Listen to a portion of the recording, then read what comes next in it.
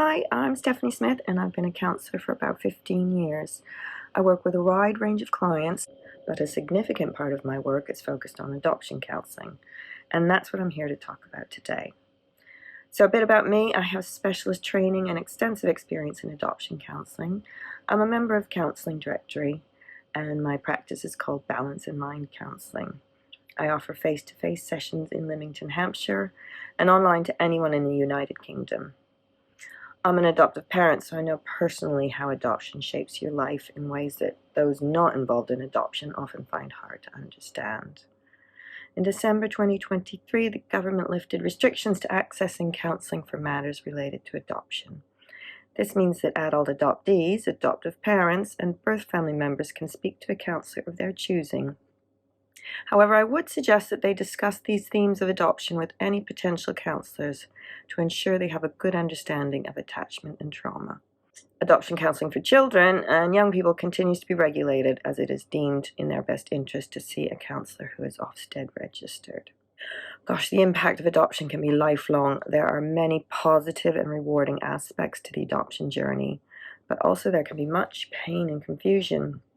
Although everyone's experience is unique and important, there are some common themes to adoption.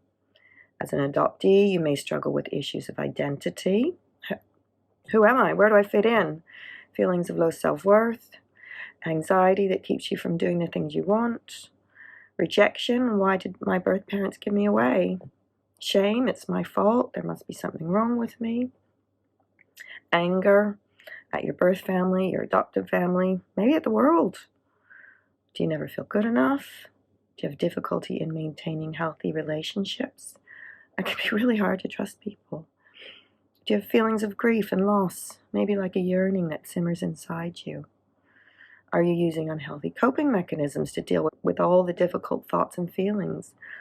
This can cover a wide range, such as drug use, alcohol, or self-harm. But maybe less obvious things such as controlling behavior, avoiding social situations. As a birth parent, you may have experienced trauma whilst you were growing up and never learned what good parenting is. Feelings of grief and loss are likely. There may be a void in your life that nothing can fill. Maybe you feel guilt and shame for not being able to look after your child. It would be understandable if you also use unhealthy coping mechanisms, finding it difficult to manage day-to-day life because of overwhelming thoughts and feelings. As an adoptive parent, it is common to feel like a bad parent, like you can never get it right. Confused: why does my child behave like they do? You may have experienced trauma yourself as a result of your child's big emotions and challenging behaviors. Do you feel isolated? Friends and family don't understand why your child behaves as they do, or why you need to parent differently? They may begin to distance themselves from you and your child. Perhaps you're experiencing grief and loss for the ideal family and life you had hoped for.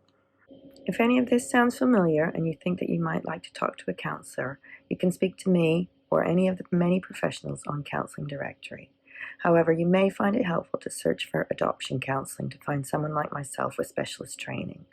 This training has given us the knowledge and skills to work with you and with the issues I've just highlighted. I will work with you as an individual on your unique journey, helping you make sense of your experiences, past and present, so that you can lead a rich and meaningful life. You can find me on the Counselling Directory or on my website, balanceinmindcounselling.co.uk. Thank you.